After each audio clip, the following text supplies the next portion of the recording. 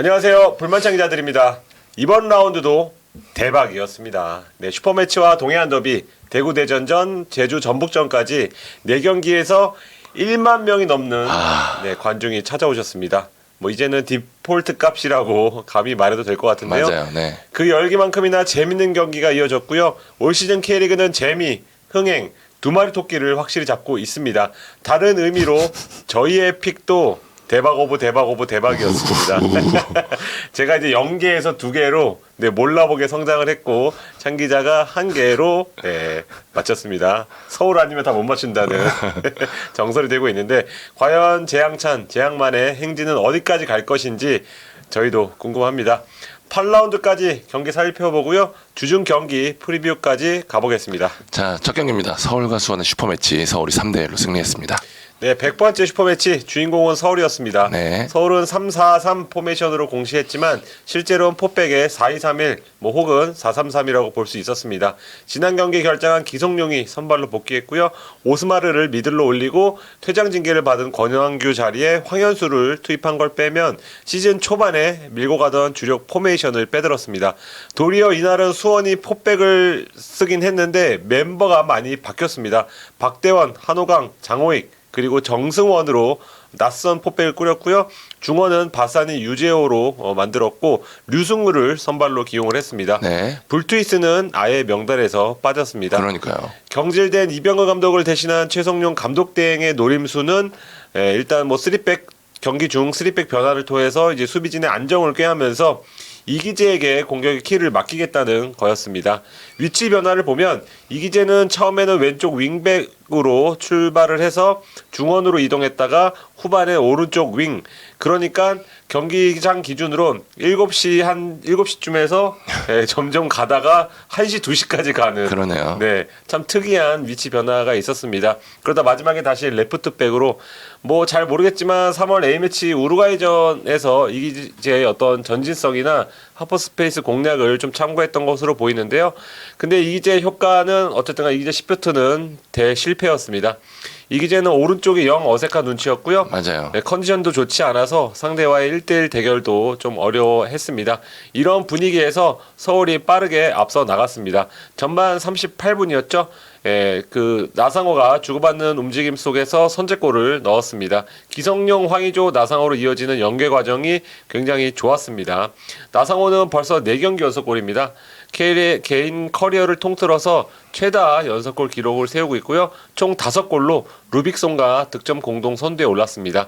그렇게 전반은 끝났는데 후반 분위기도 좀 비슷했습니다. 후반 8분에 골문 앞에서 황의조가 8경기 만에 드디어 서울 입단 후 첫 필드골을 넣었고요. 후반 37분엔 팔로세비치가 역습 상황에서 추가골을 넣었습니다. 수원 수비 뒷공간이 완벽하게 열리면서 나상호에게 공간을 내준 게 뼈아팠는데요.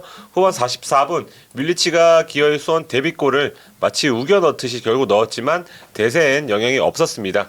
KOM은 뭐 스탯이나 영향력 측면에서는 나상호로 해야 함이 맞지만 현장에서 경기를 본 분들은 아마 공감할 것 같습니다. 서울의 본체라고 할 수 있는 오스마르입니다. 개인적으로 오스마르는 미들로 쓰는 게 맞는 것 같습니다. 수비 뒷공간에 대한 부담감 없이 마음껏 뛰면서 마음껏 커팅하고 마음껏 탈압박하고 공중볼 따내고 패스 막 뿌리고 그런 모습이 이날 잘 나왔습니다. 수원의 중원 선수들이 오스마르보다는 더 뛰었을지는 몰라도 네. 계속해서 수원이 중원 싸움에서 밀리는 것 같은 느낌이 들었던 이유는 바로 오스마르 때문이고요. 이런 유형의 선수는 K리그에서 오스마르밖에 없다고 생각이 됩니다. 오스마르는 서울 소속 외인 정규리그 최다 출전 기록을 세웠는데요. 앞으로는 국내 선수들 기록까지 갈아치울 것 같습니다. 두 번째 경기 가보겠습니다. 대구와 대전이 오랜만에 만나서 대구가 1대0으로 승리했습니다. 3경기 동안 승리가 없었던 대구가 상승세의 대전을 잡으면서 분위기를 바꿨습니다. 라인업부터 보면요. 대구는 세징야가 일단 선발로 복귀를 했고 네. 조진우가 김강산을 대신해 나왔습니다. 골키퍼는 부상한 오승훈 대신에 최영훈이 섰고요. 대전은 지난 울산전 라인업에서 김현우 대신에 변준수가 들어간 게 유일한 변화였습니다. 대구가 준비를 상당히 잘한 경기였어요. 키는 2가지였습니다. 일단 첫 번째 주세종에 대한 압박이 잘 됐습니다. 주세종에서 시작되는 볼 줄기를 원천 봉쇄하면서 대전의 전반 공격을 잘 묶었고요. 단 한 개의 키패스도 연결하지 못한 주세종은 결국 전반 45분만을 뛰고 교체 어땠습니다. 두 번째는 수비 집중력이었어요. 대구야 뭐 이전처럼 라인을 내리고 수비하는 건 똑같았는데 대전이 앞선에서 압박해가지고 볼을 뺏어서 그 자리에서 공격하는 게 장점이잖아요. 이날 대구가 워낙 내려서다 보니까 이 작업이 쉽지 않았고요. 전체적으로 조진우가 안정된 수비를 좀 보였고 홍정훈과 김진혁의 커버 플레이도 좋았습니다. 특히 후반 대전의 파상 공세가 이어지는 장면에서 몸을 아끼지 않는 수비로 막아내는 장면이 많았거든요. 네. 이러면서 FA컵 포함해서 4경기 만에 무실점 경기를 했습니다. 뭐니 해도 대구의 키 세징야입니다. 여러 번 말하지만 세징야가 있고 없고 상향의 김수겸이 있고 없고 이 차이보다 더 큰 것 같아요. 세징야가 돌아오자마자 대구의 경기력 자체가 달라졌고요. 앞서 말한 대로 대구가 내려서서 할 수 있는 플레이가 통할 수 있는 것도 전방에서 일당백 역할을 하는 세징야 때문이거든요. 물론 확실히 전성기 때보다는 역동적인 모습 많이 사라졌고 경기를 보면 이렇게 막 몸 상태를 좀 의식하는 모습이 많이 보이더라고요. 네. 그렇다고 하더라도 세징야의 개인 능력 여전히 무섭습니다. 이날 대구가 기록한 대부분의 공격 장면은 세징야의 발끝에서 시작이 됐고요. 마무리까지 됐습니다. 세징야 결승골 포함해서 이날 5개의 슈팅, 3개의 유효 슈팅, 2개의 드리블 성공, 5개의 키패스까지 대구의 본체로서 역할을 똑똑히 했습니다. 그럼에도 저는 이날 KUM은 황재원으로 하겠습니다. 이날 유일한 골이었던 전반 18분 세징야의 페널티킥 장면을 만들어낸 게 황재원의 돌파였거든요. 황재원이 전진 드리블에 상당히 능한데 이 장면에서 그게 돋보였고요. 조유민의 볼을 뺏는 집중력과 투지까지 더해져서 얻은 장면이라 더욱 돋보였습니다. 황재원 공격 지형 패스 12개, 전진 패스 18개로 공격 시발점 역할 톡톡히 했고요. 대전은 후반 과감한 선수 교체로 흐름을 바꿨지만 이진현, 티아고의 결정적 슈팅이 막힌 게 아쉬웠고 특히 후반 막판 이어진 계속된 결정적 찬스가 대구의 6탄 수비에 막히면서 대전은 상승세를 이어가지 못했습니다. 네. 자, 세 번째 경기입니다. 울산과 포항의 동해안 더비 2대2로 비겼습니다. 네, 부제를 정하자면 울산 상대로 2골 리드했다고 안심하지 마라 정도가 될 것 같습니다. 김기동 감독의 여우 같은 면모와 울산의 파괴력을 새삼 느낄 수 있었던 시즌 첫 동해안 더비였습니다. 네. 포항부터 보면 김기동 감독은 오베르단의 중원 파트너로 김종우 대신 수비수 신광훈을 택했습니다. 시사하는 바가 분명히 있었습니다. 안정적인 중원 싸움을 펼치겠다는 우중으로 보였고요. 포항은 올 시즌 컨셉대로 아래쪽에서 공을 돌리다 3선 그리고 뭐 파이널 서드를 거치지 않고 바로 상대 최종 수비 지역까지 롱볼을 보내는 직선적이면서 효율적인 공격 방식을 택했습니다. 신강훈의 패스를 김인성이 슛으로 연결하는 장면이 경기 초반에 나왔습니다. 선제골도 그런 과정에서 나왔습니다. 우선 박용우가 지난 대전전부터 그렇게 폼이 좋아 보이지 않았는데 이날도 그랬습니다. 선제 실점 대 허무한 전진 패스 미스가 빌미가 됐습니다. 오베르단이 공을 커트해서 좌측 심상민에게 연결하고 심상민이 앞으로 툭 차놓고 첫 터치가 좋았죠. 맞아요. 그리고 전방을 바라본 뒤 장거리 공간 패스를 정확하게 찔러 넣었습니다. 침투하는 고영준과 타이밍이 딱 맞아 떨어졌습니다. 고영준은 달려나온 골키퍼 조현우를 제치고 득점을 했는데요. 요새 심상민 몸도 가볍고 킥도 굉장히 날카로운데 서울전 이어서 2경기 연속 어시스트입니다. 고영준은 자신의 3억 골 를 터뜨렸는데 후반 10분에는 4억 골까지 넣었습니다. 네. 4억 골 장면 보면 가운데 파고들다 골문 좌측을 노리는 아주 수준 높은 중거리 슛으로 득점을 했습니다. 김기동 감독이 그렇게 말했더라고요. 22세 때문이 아니라 잘해서 뛰는 거라고. 맞아요. 네, 그 말이 딱 맞는 것 같습니다. 22세 룰의 어떤 좋은 예가 바로 되고 있는 게 고영준 선수로 보이고요. 제카, 고영준, 오베르단 라인은 정말 매력적입니다. 김기동 감독은 미리 계획한 대로 후반에 김종우, 백성동 볼 소유가 되고 패스 연결이 되는 선수들을 투입하면서 후반에 좀 다른 방식으로 경기를 풀어가려고 했습니다. 그런데 후반 15분 세트피스에서 예기치 못하게 실점을 합니다. 김종우 발에 맞고 뒤로 흐른 공이 주민규에게 향하고 주민규가 골을 넣었습니다.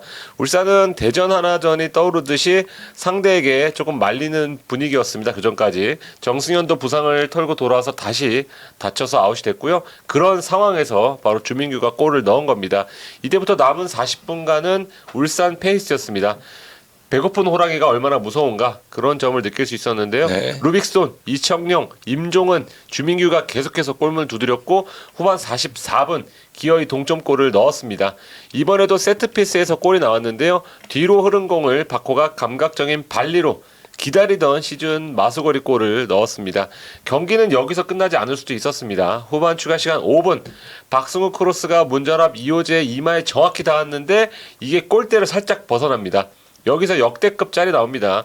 김기동 감독이 이제 눕기동이라고 해서 뒤로 그냥 발라당 뻗습니다. 예, 지금 뒤통수가 괜찮으신지 옛날 그 잉크의 만보기가 만보기 네, 살짝 걱정이 됐는데 괜찮은 것 같습니다. 앞으로도 두고두고 이 짤은 아쉬움을 대변하는 그런 짤이 될 것으로 예상해 보고요. 울산은 자칫 연패로 갈 수 있는 흐름을 끊어냈고 박호가 살아난 점도 호재입니다. 박호는 KOM으로 하겠습니다. 슈팅 5개를 모두 유효슛으로 기록할 정도로 위협적이었습니다. 포항은 유일한 무패팀의 지위를 유지했고요. 동해안 더비 무패도 4경기를 늘렸습니다. 올해 포항 심상치 않습니다. 네 번째 경기는 인천 수원FC전입니다. 2대2로 승부를 가리지 못했습니다. 언제나 팽팽했던 인천과 수원FC전 또다시 무승부로 마무리가 됐습니다. 맞췄습니다. 그러네요. 지금 6번의 맞대결에서 이날 포함해 5번을 비겼습니다. 양팀 모두 지난 라운드에서 승리를 챙긴 만큼 라인업에 큰 변화를 주지 않았는데요. 인천 같은 라인업 들고 나왔고 수원FC는 22세 카드를 바꿨는데 정재현 대신 이대광. 그러니까 사실상 큰 변화가 없었다라는 뜻이겠죠. 양팀 모두 확실히 경기력이 좀 올라온 모습입니다. 인천 초반 시행착오를 거쳐서 조금씩 완성도가 올라가고 있는데 확실히 김준엽, 민경현이 측면에서 자리를 잡아주고 있고요. 빌드업 형태에서 신진호의 영향력이 올라가다 보니까 플레이에서 안정감이 느껴지고 있습니다. 특히 공격 쪽이 자리를 잡는 모습인데 투크랙, 제르소, 에르난데스가 측면에 섰을 때 가운데서 버텨줄 수 있는 유형이 필요했는데 천성훈이 이 역할을 확실히 해줬어요.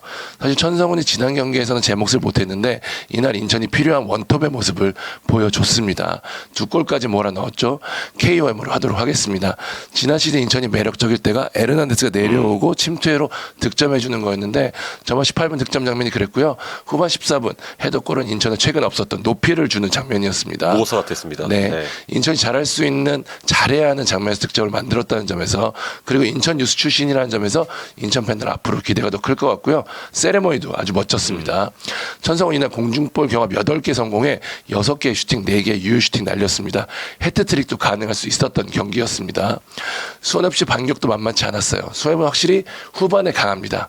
수협이 올 시즌 기록한 골이 11골인데 9골이 후반에 나왔어요. 이승우, 이광혁, 라스트 삼각편대가 가동되는 순간 힘을 내는 게 수원FC고요. 수원FC 후반 12분 이승우의 멋진 크로스를 라스가 헤더로 마무리하면서 3경기 연속골, 3경기 4골이라는 상승세를 이어갔고요. 후반 43분에는 무릴로의 패스를 받은 윤빛가람이 환상적인 발리슛으로 마무리하면서 승부를 원점으로 돌립니다. 무승부기는 했지만 양팀 모두 아쉬운 점이 좀 있었는데 조성원 감독 스스로 자책을 했을 정도로 이 전체적인 교체 타이밍이 좀 늦었던 게 좀 아쉬웠을 것 같고요. 손합시는 언제나 그랬듯 수비, 실점 장면도 그렇고 포백 전환은 공격은 눈에 띄게 좋아지고 있지만 수비 장면에서 너무 실수가 많다는 건 계속해서 김도윤 감독의 고민으로 이어지고 있습니다. 이날 경기 전 김광석이 은퇴식을 진행했죠. 연습생으로 들어와서 20시즌 451경기를 소화한 K리그의 레전드입니다. 스카우트로 새로운 길을 열었는데 김광석의 새로운 축구 인생 이막을 볼만천이 응원하도록 하겠습니다. 한번 나와주면 좋겠습니다. 네. 자, 23일 경기 보겠습니다. 5번째 경기 광주와 강원전 0대0으로 비겼습니다. 서로 약속이나 한 듯 큰 폭의 로테이션 가동했습니다. 광주는 이전 라운드 대비 선발진에 5명, 강원은 6명 바꿨습니다. 결국은 새로운 얼굴이 얼마나 해주느냐가 이 경기의 포인트였다는 건데 반가운 얼굴이 있었죠. 강원 골키퍼 이광현이었는데요. 2022년 4월 포항전에서 십자인대 파열 부상을 당한 뒤 꼭 1년 만에 돌아왔습니다. 결론적으로는 5개 선방으로 강원의 시즌 첫 무실점을 선물을 했는데 그런 점에선 성공적인 복귀였다고 할 수 있습니다. 광주는 엄지성이 빠졌습니다.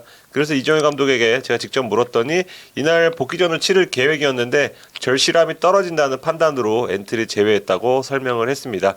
최용수 감독은 양현준, 이정효 감독은 엄지성, 두 2002년생 초신성을 어떻게든지 성장시키려고 한다는 걸 느낄 수 있었습니다. 서두가 길었는데요. 어느 정도 좀 의도한 바가 있습니다. 경기는 냉무에 가깝습니다. 맞아요. 뭐 부딪힘도 많고 절호의 찬스도 많고 그러다 보면 양팀 선수들은 우리 나름대로 치열했다고 할 수 있지만 보는 분들 입장에서는 지루한 공방전이었다. 이정효 감독의 수는 3백의 오른쪽 수비수로 기용한 아론의 전진 배치, 적극적인 오버래핑이었습니다. 강원이 내려서는 것을 대비를 해서 그야말로 스트라이커처럼 활용하려는 계획이었고요. 오랫동안 준비한 빅이라고 말했습니다. 아론은 대구전 김한길 득점 장면과 비슷하게 티모의 패스를 받아서 논스톱 슛으로 연결하긴 했지만 잘 맞지 않으면서 득점이 되지 않았고요. 후반 백헤더나 그리고 세트피스 헤더 또 있었고, 근데 이 세트피스에서는 이제 득점까지는 하지만 맞아요. 결국 오프사이드 트랩에 의해서 무효 처리가 됐습니다.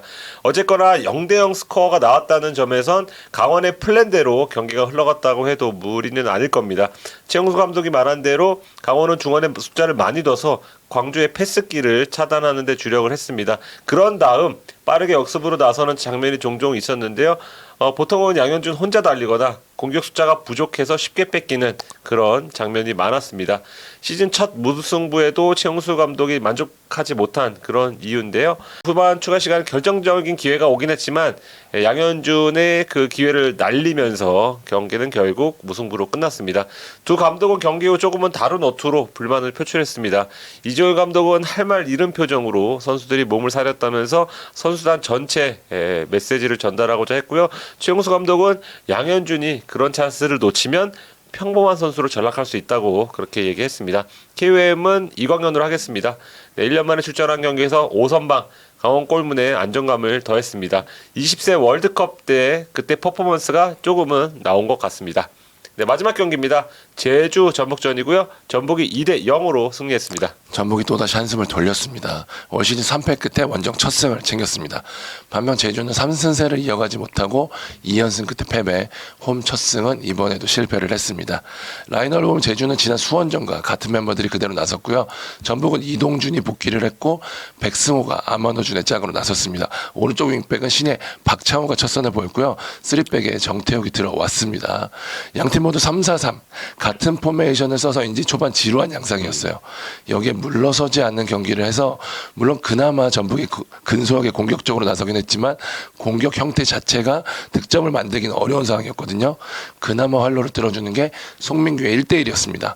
송민규 올 시즌에서 가장 전북에서 폼이 좋은 선수라고 해도 과언이 아닌데요. 전북 이적 후 포항에서 보여준 폼을 보여주지 못했는데 올 시즌은 조금 다릅니다. 염색 후 송민규는 포항 시절에 좀 가까워지고 있어요. 이날 결승골도 송민규의 발끝에서 나왔습니다. 전반 40분 정태혁이 보내준 볼을 멋지게 가슴으로 받아서 수비수를 차례로 제치고 오른발로 마무리. 벌써 시즌 3호 골입니다. 직전 이 수원FC전에서 결승골에 빌미를 주는 실수를 했잖아요. 마음고생이 좀 있던 송민규였는데 이 골로 마음의 짐을 털어냈습니다. 이날 KUM으로 하도록 하겠습니다. 네. 전북 후반에 하파실바, 김상식 감독이 차례로 퇴장을 당하는 분위기 속에서도 이 집중력을 잃지 않았거든요. 골키퍼 김정훈이 흔들리지 않고 골문을 잘 지켜준 것도 컸고 선방이 6개나 되더라고요. 여기에 고비마다 들어간 한교원, 최철순, 홍정호 같은 베테랑들이 중심을 잘 잡아줬어요. 한교원은 후반 막판 결승골까지 만들어냈고요. 전부가 어려울 것으로 보였던 제주 원정에서 승리하면서 분위기를 바꿨고 순위도 7위까지 올렸습니다. 박창호라는 신예가 괜찮은 데뷔전을 치른 것도 호재라고 볼 수 있을 것 같고요. 반면 제주는 그냥 못했습니다. 확실히 6지 3연전 여파가 있던 탓인지 뛰는 양이 적었고요. 선수들의 몸이 너무 무거웠습니다. 수적 우위를 전혀 누리지 못했을 정도니까요. 여기에 막판 이주영이 또 퇴장당하면서 자멸을 했는데 제주가 부상자가 돌아오기 전까지 이 얇은 스쿼드로 버텨야 되거든요. 고민이 클 것 같습니다. 경기 후 이 얼마나 최악이었는지 남기는 감독의 얼굴이 저처럼 거의 까맣더라고요. 제주는 유료 관중 집계 후 처음으로 1만 명이 넘은 1041명의 관중이 제주 월드컵 경기장을 찾아주셨지만 무기력한 패배로 아픔이 더 컸습니다. 네.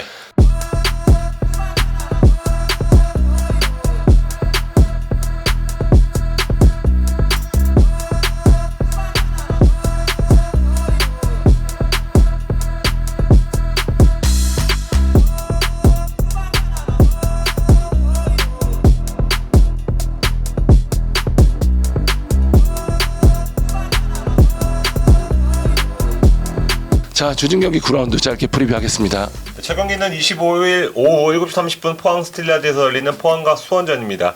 유일한 무패팀과 유이한 무승팀 상반된 분위기에서 격돌을 합니다. 최근 상대 전적 2승 3무 5경기 연속 무패로 포항이 앞서고 있고요. 여기에 홈 경기 여러모로 유리해 보이는 건 사실입니다. 수원으로선 최성용 대행 체제에서 일단 첫 단추는 잘 꿰지 못했는데요. 2, 3일 짧은 기간 동안 잘못된 부분을 얼마나 빠르게 그리고 정확하게 수정 보완했는지가 중요해 보입니다. 키플레이어는 요새 포항 축구의 본체라고 할 수 있는 고영준으로 하겠습니다. 22세 룰의 긍정적인 사례로 꼽을만 하고요. 연령별 대표 다녀오면 선수들이 살짝 폼이 꺾이기 마련인데 지친 기색 없이 쭉쭉 몸이 나갑니다. 수원에선 뮬리치로 하겠습니다. 지금 수원에 필요한 건 변칙 전술, 변칙 포메이션이 아니라 힘 대 힘으로 싸워서 꾸역골이라도 넣는 것 같습니다. 뮬리치가 그 역할을 가장 잘해낼 선수로 보이고요. 아코스티가 오랜만에 복귀가 되는 만큼 어떤 시너지를 낼지 지켜보시면 좋을 것 같습니다. 예측해보겠습니다. 저는 포항 승리하겠습니다. 정배로 가는 게 맞을 것 같습니다. 저도 흐름면에서 포항이 유리해 보입니다. 네. 두 번째 경기도 제가 하겠습니다. 창기자 지금 목 상태가 좋지 않아갖고요. 네. 옆에서 이제 추임새 넣는 것만 하고, 자막으로 할까도 했지만, 그것도 아닌 것 같아서. 네. 두 번째 경기는 인천 축구 전용에서 열리는 인천과 울산전입니다. 공격력을 회복한 인천의 이명주 복귀라는 호재가 겹칠 것으로 보입니다. 다만, 민경현, 신진호, 문지현, 김준엽으로 이어지는 미들 라인이 자리를 잡은 터라, 어떻게 변화를 줄지가 중요할 전망입니다. 울산은 2경기 연속 무승. 하지만 지난 동해안 더비 극적인 무승부가 분위기를 올렸을 가능성이 있습니다. 경기 텀은 짧지만 선수층에서 볼 때 울산이 조금 더 두텁다는 점도 참고를 해야 됩니다. 네. 양팀은 최근 5번의 맞대결에서 2승 3무 울산이 우위에 있는데요. 인천이 울산에 꽤 강했다는 점도 지켜볼 필요가 있습니다. 무승부가 많았어요. 네, 그렇죠. 네, 살아난 두 외국인 선수를 키플레이어로 꼽겠습니다. 인천에선 제르소, 울산에선 바코로 하겠습니다. 자, 제 예상 울산 승하겠습니다. 3경기 무승은 안 나올 것 같아요. 네, 저는 인천승으로 하겠습니다. 울산 선수들이 지친 상황에서 원정길까지 오르는 게 쉽지 않아 보입니다. 네, 세 번째 경기는 26일 오후 7시 춘천 송암에서 열리는 강원 서울전입니다. 어쩌다 보니 방패와 창의 대결입니다. 강원은 3경기 연속 득점을 하지 못하면서 최용수 감독이 끙끙 앓고 있습니다. 방패는 지난 광주전 무실점으로 레벨업 했습니다. 오른쪽 수비, 윙백, 그리고 골키퍼까지 변화를 주면서 최적의 수비 조합을 찾는 과정에 있습니다. 서울은 최근 5경기 중 4경기에서 멀티 득점 중인데요. 매경기 평균 1골씩 정도는 헌납하고 있지만 더 많은 골로 많은 승점을 따내고 있습니다. 그래서 이번 경기는 방패와 창의 싸움으로 요약할 수 있을 것 같고, 그래서 강원에서는 이광현 키플레이어로 하겠습니다. 이광현이 그대로 또 나올지 아니면 유상훈으로 원래 돌아갈지는 잘 모르지만 그만큼 골키퍼의 활약이 중요한 경기여서 골키퍼를 꼽았고요. 서울에선 나상호 하겠습니다. 폼이 워낙 좋고 이날 5경기 연속골을 노리고 있습니다. 서울 변수가 있다면 오스마르 선수의 몸 상태인데요. 네. 본인이 경기 중에 고통을 호소했고요. 월요일 버전으로 체크를 하고 있습니다. 주중 경기 투입 여부는 불투명하다고 할 수 있습니다. 예측해보면 서울 승리하겠습니다. 주말 홈경기였고 하루 더 휴식을 취했습니다. 그리고 로테이션 돌릴 스커트를 장착했다는 점이 승부에 작용될 것 같습니다. 저도 서울승 득점력 차이가 큽니다. 네, 네 번째 경기는 같은 시각 광주 전용에서 열리는 광주와 제주전. 제주에서 긴 인연을 맺었죠. 네, 이정효 감독과 남길 감독이 처음으로 지략 대결을 펼치는. 재밌을 것 같아요. 재밌을 것 같습니다. 네, 4일 간격으로 제가 이제 2번 광주 출장을 가는데요. 저는 이제 생각만 해도 몸이 일단 아파옵니다. 근데 선수들은 어떨지 짐작도 가지 않습니다. 광주는 공미수, 핵심인 산드로, 정호연, 안영규가 이날 선발로 복귀하지 않을까 싶습니다. 엄지성의 출전 여부는 당분간 물음표라고 할 수 있고요. 제주는 왼쪽 윙백 이주용이 전북전 퇴장으로 결장해서 이 자리 메우는 숙제를 안았습니다. 기존 수비수 송준이라던가 아니면 윙어 김승섭으로 자리를 메울 것으로 예상합니다. 전북전에서 이제 공격 작업에 애를 먹은 만큼 헤이스를 선발 투입한다거나 하는 등의 공격진의 변화도 예상됩니다. 진성욱과 임채민은 복귀각을 재고 있는데 경기 일정이 빡빡한 만큼 복귀 타이밍을 잴 것 같습니다. 키플레이어는 광주 산드로, 제주 유리 조나탄으로 하겠습니다. 묵직한 브라질 포워드들의 싸움이 기대됩니다. 예측해보겠습니다. 네, 무승부 하겠습니다. 두 감독이 서로를 너무 잘 알고 있습니다. 저는 광주. 체력적인 부분에서 광주 이동을 안 했거든요. 네. 근소하게 앞설 것으로 보입니다. 네, 5번째 경기는 26일 오후 7시 30분 전주 월드컵에서 열리는 전북과 대전전입니다. 전북은 직전 라운드에서 승리를 했고 대전은 직전 라운드에서 패배를 했습니다. 후반 득점이 많은 전북, 그리고 후반 득점이 많은 대전. 네, 전북은 올 시즌 홈에서 2승 1무 1패, 대전은 원정에서 1승 1무 2패. 상반된 흐름의 두 팀입니다. 경기 운영에서도 차이가 있습니다. 전북은 기다렸다가 나간다면 대전은 위에서 꾹꾹 누르는 팀입니다. 올 시즌 공격이 다소 아쉬웠죠. 전북은 여기에 하파실바가 퇴장으로 빠진 자리엔 구스타포가 나설 것으로 보이고요. 대전은 돌아올 이제 핵심 센터백인 안톤의 플레이에 기대를 거는 눈치입니다. 두 팀이 마지막으로 만난 게 2015년. 대전은 다 2015년, 2014년 그렇습니다. 그때는 전북이 3번 만나서 다 이겼더라고요. 하지만 지금은 스타일이나 상황이 확 다른 만큼 이전과는 다른 형태의 경기가 될 전망입니다. 제 예상은 이민성 감독의 뜻을 따라 전북 승으로 하도록 하겠습니다. 전북이 흐름을 탈 수 있는 기회입니다. 이민성 감독이 대전승 찍지 말라고 네. 압박을 넣었습니다. 저도 전북승 하겠습니다. 최근 팀을 둘러싼 상황과는 별개로 제주전 보니까 전북은 전북이더라고요. 네, 마지막 경기는 같은 시각 수원 종합에서 열리는 수협과 대구전입니다. 수협은 홈에서 3승 1패로 무척 강했습니다. 경기당 득점이 2.25에 달합니다. 라스가 3경기 연속골로 불을 뿜고 있고요. 이승우도 첫 도움을 했습니다. 살아나는 그런 모습이고 관건은 역시 수비입니다. 2골 먹을 거 한 골로만 막아주면 승리할 수 있는 팀이 바로 수협입니다. 대구의 관건도 수비입니다. 지난 대전전만큼만 해준다면 대구 특유의 선수비 후역습 전략이 맞아떨어질 수도 있습니다. 대구는 세징야 복귀로 확실히 공격이 살아났습니다. 이날은 홍철도 복귀할 전망인데요. 다만 대구는 원정에서 2무 2패, 승리가 없었다는 게 걸립니다. 지난 시즌 4번의 맞대결에선 1승 2무 1패로 팽팽했습니다. 이승우의 K리그 마수거리 골이 대구전에서 나왔던 만큼 키플레이어 이승우를 주목하고 싶고요. 대구는 세징야의 짐을 나눠줄 에드가로 정했습니다. 저는 무승부 예상하겠습니다. 고득점 무승부 예상합니다. 저는 대구 승리하겠습니다. 지난 라운드 때 세징야의 존재를 제가 관광에서 무승부 찍었다가 낭패를 본 기억이 있습니다.